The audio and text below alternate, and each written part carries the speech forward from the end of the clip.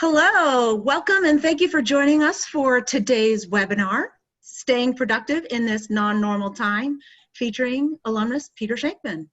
My name is Marianne McChesney, Associate Director of Alumni Networks in the Boston University Alumni Relations Office.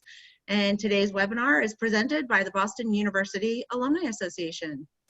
I am delighted to see that this webinar has attracted alumni interest from near and far. Alumni from 30 states are represented, including Massachusetts, Maine, Vermont, Rhode Island, Florida, Virginia, California, Washington, Hawaii, Utah, Arizona, Colorado, Iowa, Michigan, Missouri, and many more. Our global reach has also extended to alumni joining us from 18 countries. Major international cities include Toronto, London, Singapore, Istanbul, Madrid, and Jakarta, and that's just naming a few. Before we get started, I have a few housekeeping notes. Today's presentation is being recorded and will soon be available for on-demand viewing on the Alumni Association website, and we will send you a link after the program has ended. And Peter is looking forward to answering your questions, and you are welcome to submit them throughout the presentation. However, they may be answered only at the end. We'll see how things go. The Q&A box, you will find this by hovering over your screen, locating in the Zoom toolbar and selecting Q&A. It is now my great pleasure to introduce our featured speaker, Peter Shankman. Peter is an entrepreneur and a Boston University graduate from the College of General Studies and the College of Communications. The New York Times has called him a rock star who knows everything about social media and then some. He is a 5-time best-selling author and a corporate keynote speaker focusing on customer service and the new and emerging customer and neurodiverse economy. With 3 startup launches and exits under his belt, most notably Help a Reporter Out, Peter is recognized worldwide for radically new ways of thinking about the customer experience, social media, PR, marketing, advertising, and ADHD, attention deficit hyperactivity disorder, and the new neurodiverse and remote economies. Peter also serves as a member of the Boston University College of General Studies Dean's Advisory Board. Thank you, Peter, for being here today. It is now my great pleasure to turn the floor over to you. Well, thank you very much. I appreciate being here. Until I can, I just have to turn on my camera, and as soon as I do that, we can go full screen and everything should work just like it's supposed to. So let's see how we're doing here. There we go. So start video, and there we go. And here I am with my quarantine-induced boredom, or quarantine boredom-induced dyed hair. So let's go back, and I will make this full screen again, and we will kick it off. So I'm assuming everything is visible, and you can see everything. You bet. All right, awesome. Here we go. So thank you guys for having me. It's always a pleasure to come back and do things for Boston University, considering that I walked the tightrope of being kicked out for about 4 straight years. I was, at the time, undiagnosed ADHD. And back in the 80s and 70s and 80s when I was in junior in high school, and then in the 90s when I was in college, ADHD wasn't really there. It was called sit down, you're disrupting the class disease. And I had an extensive case of sit down, you're disrupting the class disease. So it is a pleasure and an honor to be here and to get to sort of local boy makes good, as it were, to come back and chat and talk, and we'll have a lot of fun. This should be a good event. So my story is very simple. I, for the past 22 years, have been working in non-traditional spaces, primarily airplanes, national parks, a lot of lounges, a lot of airport lounges, a lot of taxi cabs, sidewalks. It really varies. I haven't really had an office. When my child was born 7 years ago, I'm a single dad. When my child was born 7 years ago, I took a Regis space, because when your child is born, it stops becoming your apartment and starts becoming an apartment owned by your child and your babysitter or your child's friends. I'd come home sometimes, there were 7 kids in my house. I didn't know any of them. So it's, I still have a little tiny Regis space, but primarily up until about 11 weeks ago, I was working from anywhere I happened to be. And that's come in really, really handy. And so that's the kind of things I want to share with you today. again, 22 years non-traditional spaces. Having ADHD is equivalent to having a Lamborghini for a brain, but being used to driving a Honda. And once I learned how to drive my Lamborghini brain the right way, everything sort of became easier. And I realized that all the crazy things that I've done all my life have benefited me. I just didn't know them as ADHD. I knew them as getting in trouble. And so starting 3 companies, selling 3 companies, going on TV. I'm a talking head on CNN and MSNBC, being quoted in the media, giving keynotes all around the world. Up until about 11 weeks ago, I was flying 300,000 miles a year. I'm one of United's top flyers. I'm in a secret category. We're the guys that have our own entrances, right, to the airport. And it was awesome. Everything sort of stopped 11 weeks ago. And I'm hopeful that it will start up again, because let's be honest, we are living season 6 of Black Mirror in real time. Like, we're living Black Mirror out. It's just one thing after the other. And so, every day I come and I sit down at my kitchen table here, and I look out my window that overlooks the city, and I don't expect the city to be there. I expect it to be like that last scene in Fight Club where all the buildings are going down, and it's been insane. And so what I've been able to do is put into place the things that I've done in my life that have allowed me to stay focused and stay on point. And so those are the things I want to share with you. And as I said, it's not so much the keynotes that take all the time, but rather the travel to and from them. Asia 10 times a year, Australia 4 times a year. Those things take a lot of time. So I have a lot of free time, and there's only so much homeschooling I could do with my daughter every year, because let's be honest, her teachers have all lied to me. She is not a pleasure to have in class. I'm sure I wasn't either. So with that, productivity in itself comes to me and stays the longest when I've implemented certain rules that simply have to be put into place. And I've tried them. I've tried living without them, and they simply don't work. My rules might be a little more draconian than what you need, but you should be able to get some information and some valuable insight from these, because at the end of the day, the rules that I put into place are the rules that allow me to sort of run my life at the 1,000 miles an hour speed at which I run my life. So we'll talk about those. And essentially, productivity in any capacity starts the night before. So everything that you've done has to start the night before, and you write down the plan before you go to sleep. Because for me, being able to sit there right before I get into bed, right before I go into my room and shut all lights off and shut off my phone, I sit on the couch in the living room. The last thing I do every night before I go into my no phone zone, which is my room, is I look at my calendar and I write down just one line. 9 a.m. you have a meeting. 11 a.m. you have to talk about this. 1 p.m. you have the webinar. 3 p.m. you're getting Jessica from school. 4 p.m. whatever it is, I write it down.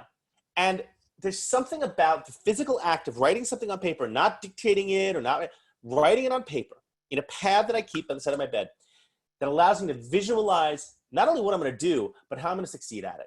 And I sleep on that. And that sits in my brain all night. And I wake up and I'm ready to go. Now, I sleep in complete and utter darkness. It is amazing what you can do technology-wise to allow yourself to get better sleep. And one of the simplest things you could do that doesn't require any technology at all is wear a sleep mask, so you get pure darkness. I have blackout shades that are controlled by the internet, as well as my lighting is all internet controlled. I'm very much an Internet of Things apartment here, but it's New York City, so even blackout shades allow some light in. So a simple $2 mask, or steal one from business class next to me on a plane, those things can change your life. Pure darkness will give you the best night's sleep you've ever had in your life. The next morning, when I get up, however, I get up and I go to sleep an hour. Well, I recommend getting up and going to sleep an hour earlier. I get up and go to sleep usually about 4 hours earlier. My daughter is usually asleep by 8 p.m. is her bedtime. I stay with her till 8:15 or so. We read a story or two. She goes down, and I am usually out by 8:30, 8:45 at the latest. And I remember when I first was talking about that in a speech, this was back when Gawker was still alive, the website Gawker, they actually wrote a story about me, and they go, so Peter Shankman is apparently a damn farmer. Okay. The reason is because I go to sleep at 8:45, I get up around 3:45, 3:30, 3:45 in the morning. Now, before you all hang up and get off the webinar and say, what the hell's wrong with you? You're insane. Let me explain. I don't need you to get up at 3:30, 3:45, 3:45 in the morning. What I would like you to do, though, is get up a little bit earlier. Because on principle, when you wake up first thing and the first thing you do is hit your snooze bar, you're already delaying the start of your day. So you are essentially late to your day. right? Then 20 minutes later, you wake up. Now it's a rush. Now you're constantly in a rush. You gotta get in the shower, you gotta get out, gotta make coffee, you gotta get out of the shower, whatever it is. And the concept of, oh, well, I don't have a commute. I'm working out of my apartment. I can say it's a BS excuse because you're giving yourself all the extra time that you would have during that commute that you can now focus and you're staying in bed, right? So the easiest way to start your day off and be more productive is simply to get up earlier. And the easiest way to do that is simply to go to sleep earlier. I had a friend of mine who always used to be amazed at how early I get. I can't believe you get up at 3:45 in the morning. I wish I could do that. My God, I wish I had the ability to do that. I'm like, well, I see the times that you like stuff of mine on Facebook, and it's usually around 2 in the morning. Maybe if you were, I don't know, sleeping around that time instead of, liking stuff on Facebook, we give up what we don't need to gain the things we want, right? So if it is important to get up earlier and have that freedom, go to sleep earlier. It sounds like it's not rocket science, right? But no one does it. The premise of getting up just the slightest bit earlier is incredibly beneficial and can do so much for you. So for me, I'm up at 3:30, 3:35, 45 in the morning. Why? Because, like I said, ADHD. Well, I'm not a doctor. I've never claimed to be one, but I've done enough research and written several books on ADHD, a couple of New York Times bestsellers, that I know what works for my ADHD. And you know what works for my ADHD? Dopamine. Dopamine is that wonderful chemical that we can get and we love, and it's addictive, and we get it from so many good sources and we can get it from so many bad sources too. The key is to maximize the good sources. What's the easiest way to get dopamine into your system first thing in the morning? Well, for me, I can skydive. But skydiving at 3:45 in the morning in the middle of New York City, I live 2 blocks west of Times Square, is going to get me arrested. I trust me on this. Just let's say I speak from experience. But what else can I do at 3:45 in the morning before my day starts that doesn't bother anyone, doesn't get me arrested? I can exercise. I am on my Peloton bike or my Peloton tread, usually by 4 a.m. As a matter of fact, I started a Facebook group called Before the Sun Peloton. So if you're on a Peloton and you're an early morning riser, join our group. By the way, my leaderboard name is Peter Shankman. My entire social presence is at Peter Shankman. So I encourage you to share, tweet, post, join, follow, email me, whatever. I'm happy to chat. But yeah, I'm on my bike usually for about an hour or 2 hours sometimes, first thing in the morning. And I will work hard. I'm currently training for my 3rd Ironman. You can see that link at the bottom. That actually takes you to a donation page. I'm doing it for Leukemia and Lymphoma Society, because unfortunately, we haven't found a way to socially distance cancer yet. But, so I'm up early. And the only time I really have to exercise is before my daughter wakes up. And I know that if I don't do it, I'm not gonna have as good a day. That dopamine hit for that hour and a half of exercise gets into my head, and I'm on fire for the entire day. My daughter is 7 years old, and she actually knows when I haven't worked out. Daddy, you didn't go on your bike yet. You didn't go to your bike today. How do you know? You're not happy. She gets it. So for me, it's exercise. Find what that thing is that works for you. That hit in the morning, whatever it is, get up a little earlier and find it. Go to sleep a little earlier and find it. And here's the thing. I used to believe that you had to stay out at night. You had to go to the events. You had to go to the parties, the clubs, the networking events. Do you know how much business I've lost since I stopped going out at night to networking events? Absolutely none. Here's why. And this is an incredible tip that I had to go through and learn on my own to discover. The people you meet at networking events or at bars or at nighttime functions, assuming we ever have them again, those people can only connect you to the people who might be able to make the decision, right? So they're an extra step. You know where the people who can make the decisions are hanging out? They're hanging out at the gym at 5:45 in the morning. They're at Equinox at 5 a.m. We call ourselves the Door Club. Back when we used to be able to go to the gym, I'd be there at 5 a.m., right? On the days I didn't have my daughter. And I started to know these guys. One's a financial advisor with something like, or a hedge fund manager with like $2 billion in money underneath him, right? Where am I going to go the next time I have a company I want to start it up, right?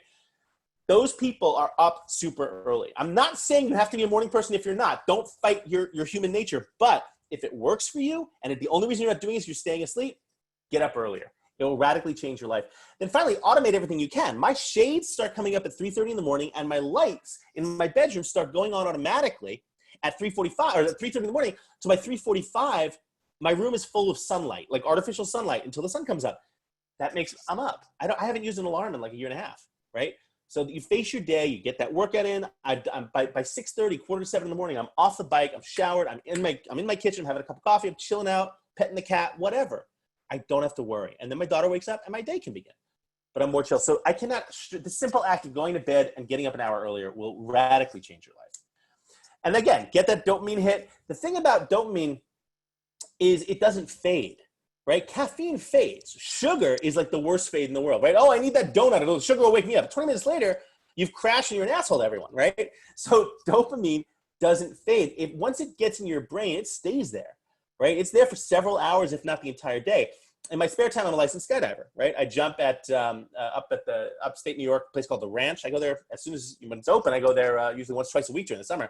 I've jumped all over the world. I jumped over the pyramids of Giza in past October, which was awesome. Here's the thing about skydiving. I'll go to the drop zone. I'll do a jump at like 8 a.m. I'll do a jump at 8 a.m. I'll be on the first load of the day. I'll land about like 8:30. I'll take my gear, my parachute. I'll throw it in the corner of the hangar, the airplane hangar. I'll pull out my laptop. And I'll power through 10,000 words in like 35 minutes because I am high as a kite from all the chemicals, dopamine, adrenaline, serotonin. They're just in my brain. They don't just fade away. They have to go out over time, right? That's why I prefer, I'm not anti-med, but I prefer natural ways of getting dopamine versus chemicals because the natural ways keep the medication, you keep the dopamine and the chemicals inside and they flow out, right? So I exercise or I work out, that dopamine and those chemicals are in my brain for hours, right? Medication has a cutoff time. Right? Illegal drugs are even worse because like cocaine will, you'll be high as a kite, but then as soon as it's over, you have nothing left, so you've crashed, right? So for me, it's really about the natural stuff. Dopamine also promotes deep work, right? Once you get into a zone where you can get undisturbed, life changes. And an added bonus, dopamine makes you smile. You'll never see an unhappy skydiver unless the parachute didn't open. So eliminate the clutter is just huge. I cannot stress. Here's the thing. If it's there, you'll look at it. If you look at it, you'll get distracted. If you get distracted, you won't get your work done. If you don't get your work done, you won't be productive, right? On this kitchen table, I have my phone to make sure, because I'll get an alert if my daughter gets off her Zoom call with school and goes on to her iPad. And that's it. And it's turned over, by the way. It's facing point down. So it has to buzz. I can't see anything. There are no notifications on my computer. I have a can of soda here and my bottle of water. That's it. Right? I don't want anything else. If it's there, I'm going to look at it. This is the ADHD code. If it's there, you're going to look at it. If you're going to look at it, you'll play with it, right? It becomes ooh shiny. I call it ADOS, attention deficit ooh shiny. So avoid things, clean up, take everything off your desk, take everything that's in your room that you don't need, put everything into a box, take the box up, put it in the closet. 6 months later, if you haven't opened that box, just toss it. You're not going to use it. And that's the biggest way. Get stuff clean. If it's done, I should clean that table, whatever. So one of the big things you could do is assigning deadlines, right? The biggest problem I have is that, I'll do some work for someone. I'll have a client or a speech or whatever. And they'll say, yeah, just get it to me when you can. And it'll be like 5 minutes before the keynote. And I'll be still giving them whatever info they wanted to because they didn't give me a deadline. If you don't have a deadline, someone asks you to do something without a deadline, what happens is it becomes the most important thing you've ever done in your life, right? It is the most important thing, and I'm going to focus on this right now until the next important thing, right? The second the next important thing comes along, that first important thing sort of fades to the wayside, right? So my highway is littered with the bodies of dead important things that I no longer do, right? So the key is, how can you figure out what to do? Assign a deadline to it. If there's no deadline, it's not a reality, and it'll only be a priority until the next priority. If your boss or your clients or whatever don't give you a deadline, ask them to. No one will ever get upset with you if you ask them for a deadline. And chances are, if you ask them for a deadline, you could probably get it done earlier than that, and they'll be thrilled, right? It's funny, I've run, like I said, I'm training for my third Ironman. Growing up, if you knew me at BU, right? And I was the fat kid who wrote for the school paper and was a photographer for the Daily Free Press, except I was not active, right? I ran to the store for cigarettes. That was about it. I remember I was chasing a fire once and for a breaking news story, and I got there and I thought they were gonna have to give me oxygen. I was so out of breath. So I never did any of that stuff. And then all of a sudden, when I started exercising, everything changed, right? And I realized, wow, I can get everything done faster and quicker and easier if that happens. And so if I have a deadline, I know that I'll work out. So when I decided I wanted to start doing an Ironman, you know how I gave myself permission to make it happen? I signed up. Ironman aren't cheap. $800 later, There's no way I wasn't going to train for that. Assign a deadline to everything. Meetings. Zoom has become, God, the bane of our existence, he says as he gives this webinar on Zoom. Look, it's a great tool and it's been incredibly helpful. And my daughter could talk to her friends and talk to my parents or grandparents. But oh my God, it has changed us in like 3 months radically. 3 companies that the pandemic made heroes: Amazon, Peloton, and Zoom. So if you have to have these meetings, try to schedule them at the same time every day, right? This allows you to get into deep work. If I know that I have a meeting at 10:30 in the morning and I sit down at my desk at 8:30 in the morning, I know that I have 2 hours before I have to come out of that deep work, and I can organize accordingly. Alternately, if I have my first meeting at 7:30 in the morning and they have nothing to do until 3 p.m., I can zone in and go into deep work and my zone of focus and do nothing but work for 6 straight hours. And I'll bang out however many blog posts or emails or posts, whatever I have to do and get it done, right? So schedule those things.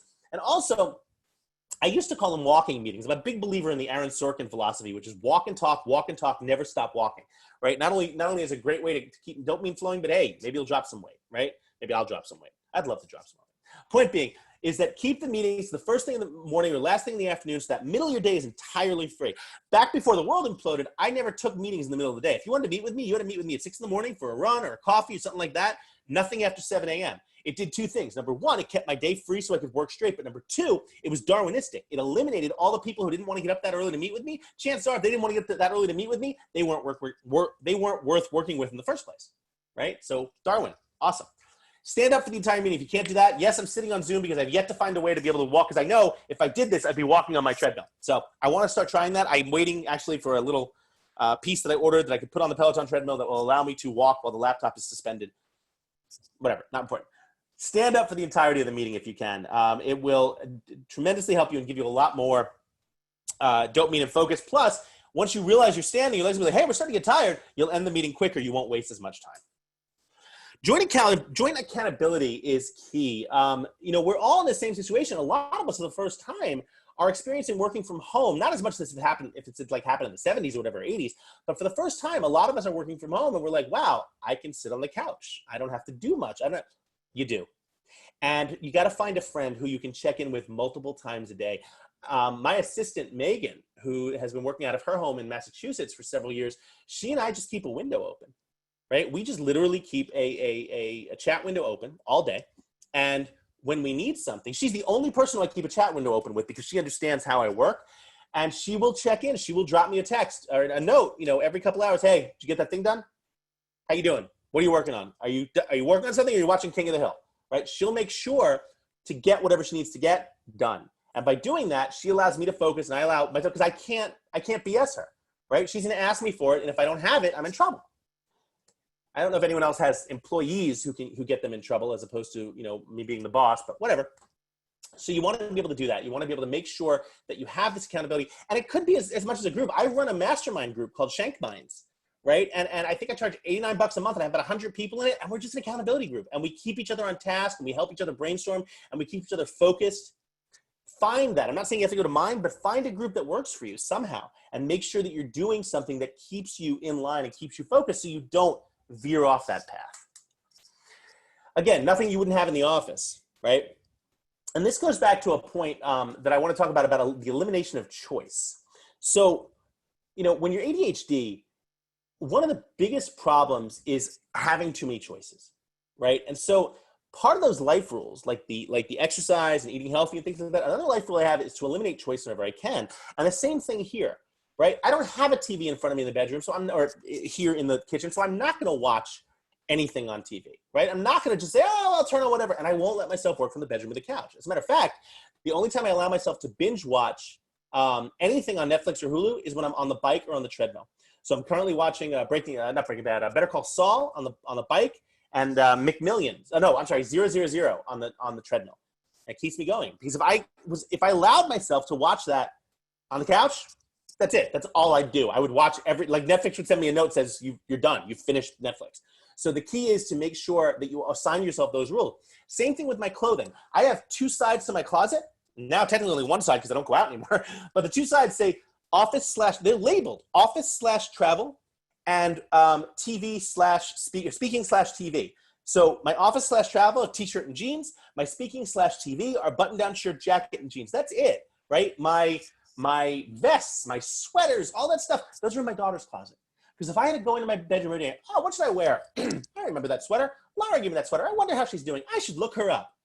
It's 3 hours later. I'm naked in the living room on Facebook. I haven't left the house, right? So eliminate choice as much as humanly possible. Make it seamless. You almost want to become a robot. It sounds crazy, but it works.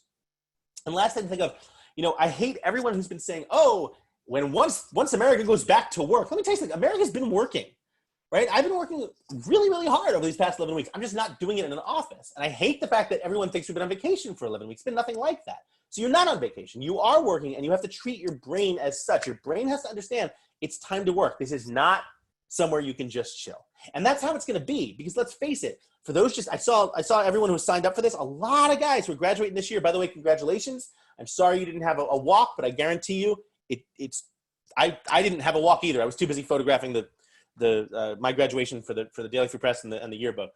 Ross Perot stopped me and said, "Aren't you graduating?" I said, "Yeah." He said, "Well, and you're still filming. You're the good man. You're a hard worker." Coolest moment of my life. But anyway, just coming into the workforce today, right? You might never go into an office. You might interview over Zoom, and you might wind up working remotely for the rest of your life. Get used to doing it in such a way that you stay productive. This is key. Eliminate every single alert. So there's a great book called Deep Work by a guy named Cal Newport. And in it, he basically says that things like Slack are killing us, because every day, you know why we text and drive, even though we know that it very literally can kill us and kill other people? You know why we still do it? I don't drive in New York City. You know why we still do it? Because every time we get a text, we get a hit of what?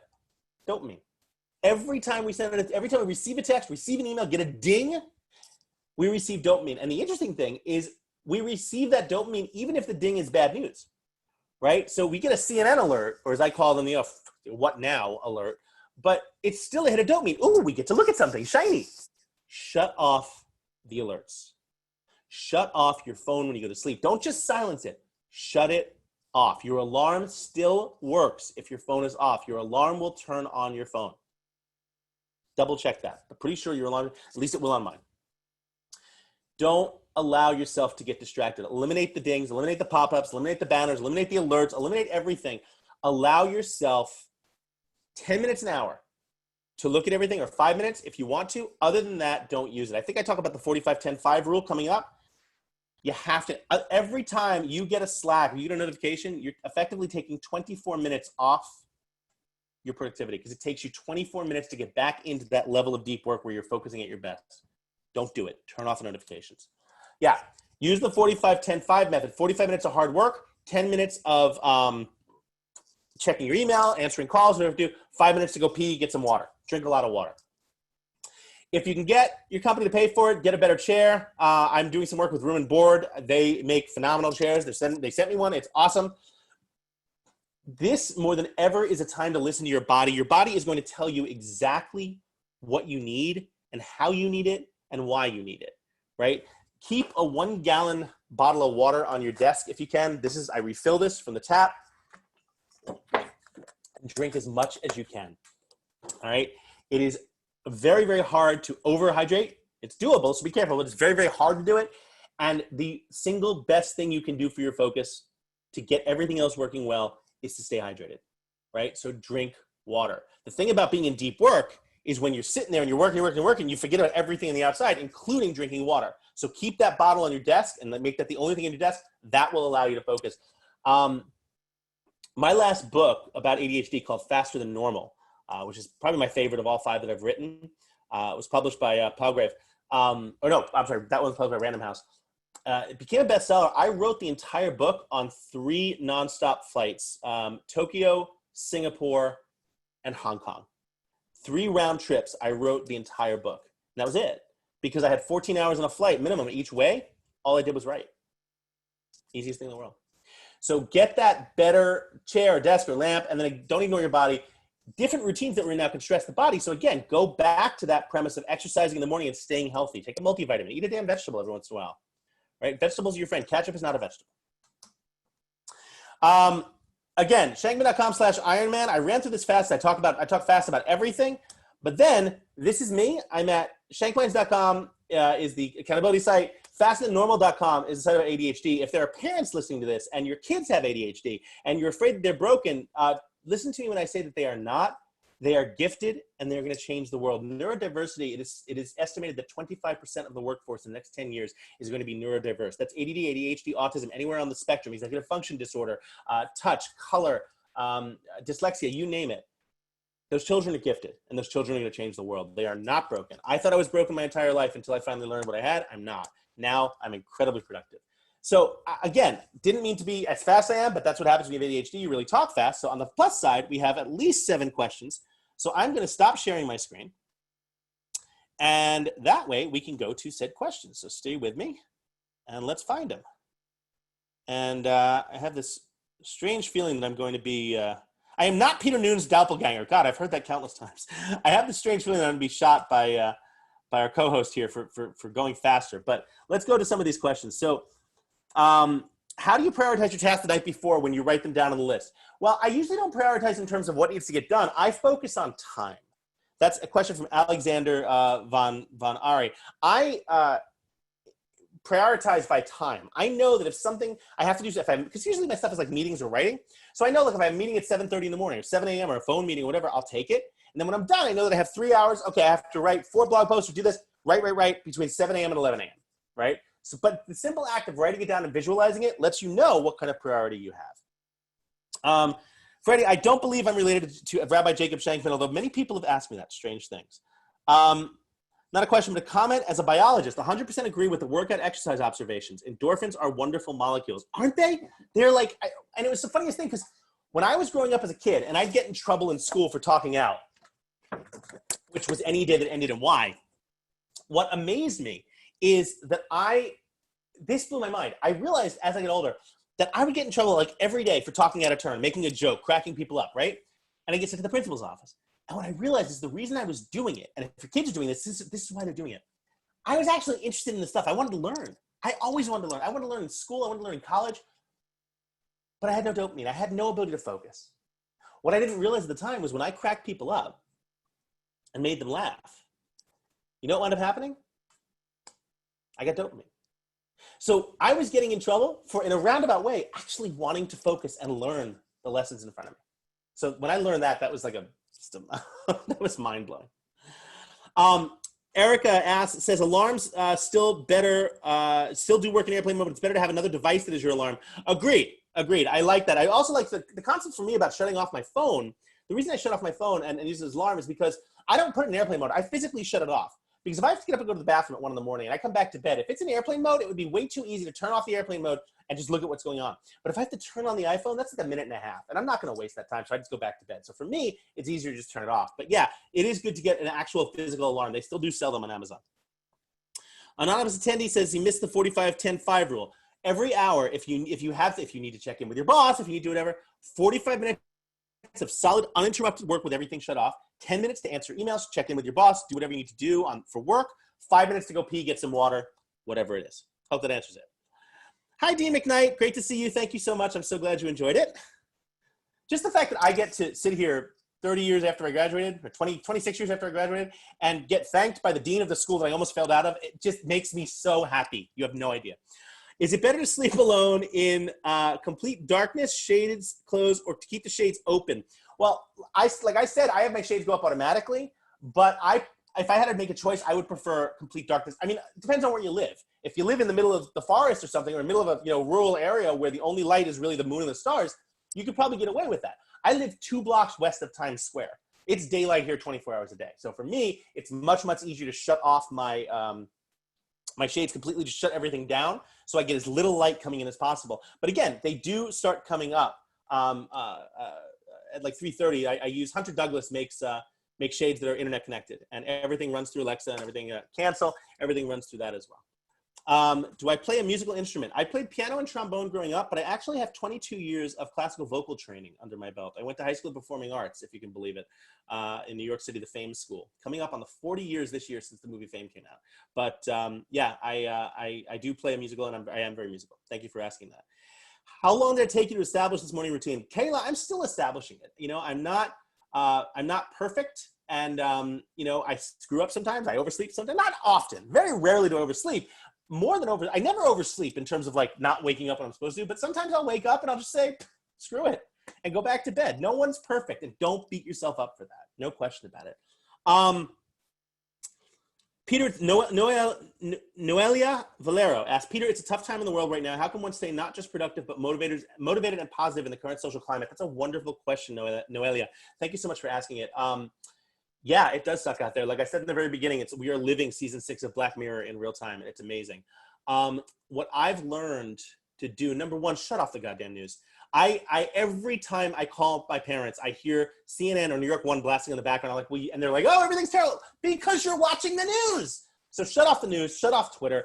Mr. Rogers, and we all know his favorite quote, look for the helpers, right? So, you know, I was surrounded. My building actually sent out alerts what to do if we were breached. They actually used that term, what to do if the building was breached by protesters, right? Which is terrible. I mean, and I'm not going to say even protesters, I'm saying looters. Protesters are different, and no disrespect to those protesting. But it is a terrible time. And I think that what we can do is we can look for the people who are helping, right? There are good people and there are bad people in every single form of life. And in everything that's going on, there are good people and bad people. And the key is to find the good people and find what they're doing. And maybe set up a Google News alert on good news or whatever it is, and maybe make that the last thing you read before you write down your schedule for the next day, and think about that when you go to bed. You know, it seems like there's a lot of bad stuff out there because there is, but also because it's being magnified by the fact that we have constant communication with people 24 hours a day. And if we stop looking at all the negative stuff, I try not to look at Facebook within a couple of hours before I go to bed because it's just depressing as hell, right? And I've used my unfriend button liberally over the past couple of weeks. So yeah, there's good stuff out there. Try to find it, and that can help a little bit. At the very least, if that doesn't, go adopt a kitten. I'm telling you, that's all you need. Go adopt a kitten. Nice thing about adopting a kitten too is that feed that cat one damn time at 5 a.m., you will never sleep any again. I look over at my almost 21-year-old cat over there who just woke up when he heard the word cat, and he knows what he does, what hell he does to me. I understand the benefit. Pedro asks, I understand the benefits of focusing on taking advantage of our ability to get dopamine. Thank you so much for these tips. They give me a lot to do. However, do you think medication has a place? Yes, I do. Medication does have a place in ADHD. I don't believe medication should be a first line of defense, but I'm also not anti-medication, right? We're putting kids on Adderall and Ritalin and Concerta, which are all amphetamines, and we're putting them on those drugs as young as 5 years old because they're acting like they're 5. And that's not necessarily a good thing. There is a place for medication. I don't think it should be the first line of defense. Pedro, to answer your question, what are my thoughts on caffeine or coffee? Go and listen to an early episode of Faster Than Normal. You can find it at fasterthannormal.com, of the podcast at fasterthannormal.com, or on iTunes or wherever you get your podcast. Look for an episode with Rachel Cotton. She's a PhD. She just got her PhD this year from Harvard, right across the river from BU. And she, for the first 20 years of her life, didn't know she was ADHD, and she had an 800 milligram caffeine pill every 6-hour habit every single day, right? Because that's how she thought she worked best. Turns out she was self-medicating with caffeine pills. So, and then when she got discovered as ADHD, everything switched. So check that out. I think you'll find some valuable tips in that. I maybe have a cup of coffee a day, and I've desperately dropped down on the amount of soda. I used to drink gallons of diet soda. No, thank God it was never sugared, but gallons of diet soda. I've cut a lot of that out because it's just not good for you. I try to stick with water. We hear so much about child ADHD, adult ADHD. So I have a prescription for Concerta. Are you on medication? And so how do they impact it? I am on a prescription for Concerta, but you know when I use it? I really only use it about 3 or 4 times a month. I use it when my assistant calls me and says, dude, if you don't get me your expense reports for the last 2 business trips you took, you're not going to get paid. Okay, fine. I get up super early the next morning, and I take a pill, right? I prefer not to. And also, if I take my Concerta anytime after 5 a.m., I'm awake all night. I will not sleep that night. So I try to take it as little as possible. I try to do other things to get that dopamine. Again, skydiving, running, exercising, public speaking. I'm high as a kite right now from this, and I don't necessarily take it all the time, but I use it when I need to. And again, I'm not anti-med. Lauren says, Brian says, excellent webinar. Thanks, Peter. You're welcome. Lauren says, I'm unemployed and job searching. Any guidance for scheduling each day so that it is different than what you have mentioned for those who are employed? Oh yeah, no question about it. You should be starting, if unemployed or employed, Lauren, you should be starting your day as if you were employed, as if you had something to do every single day. They talk about, a therapist friend of mine talks about one of the greatest keys to, if you want to understand depression, among other things, don't make your bed, right? And then you come home at night and you see that your bed's unmade. There's just a feeling you get when you complete things, right? And one of the things I've learned is that it's imperative that I make my bed every morning. The simple act of doing that tells me maybe that's all I accomplished for the day, right? I've dealt with depression as well. Maybe that's all I accomplished for the day, but you know what? It's something. And so you need to start that same way every day. What are you doing every single day? Is it exercise? Are you going out for a walk? Are you volunteering? Whatever it is, something that allows you to say, okay, today was not a waste. I did something, right? Again, just because you're unemployed doesn't mean you have to sleep in until 10 a.m. every morning. Get up early. See what happens if you're up before the sunrise. See how that works for you. You might be amazed. Curious if you have an opinion, says Julia, or experience with making nutritious food choices. Water is great. Yes, I shop around the sides of the supermarket. Inside the middle of the supermarket is where all the crap food is. Around the sides are all the fresh stuff. I try to make sure a vegetable in some capacity is in every single meal. Water is key. I try to go through at least 3/4 of a gallon a day, if not more. And then finally, if my grandmother wouldn't recognize it as food, back when she was like 12 in like 1910 or whatever, I won't buy it. It has to recognize as food. So like bananas, I understand it's food. Oranges, I get it.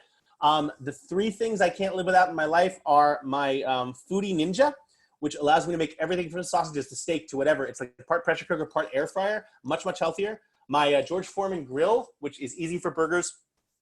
And then what's the 3rd thing I use all the time? Just a really good cutting knife, a really good chef's knife.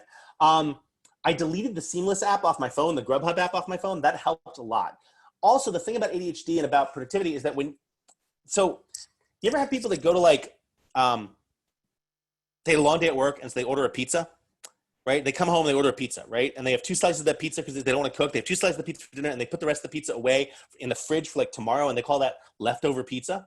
Yeah, so I've never had leftover pizza in my life. That's not a thing. If I order a pizza, I eat the pizza. That's the thing about ADHD, right? It's the same reason I quit drinking. I don't have 1 drink when I used to drink. I have 6. And so when you quit drinking, or at least cut down tremendously, right? It's not that I want to have 6 drinks. It's that it's there, so I will, right? So for me, it's really about keeping good food in the house. It is amazing what you can buy that's really not. I mean, yes, good food will always cost better than the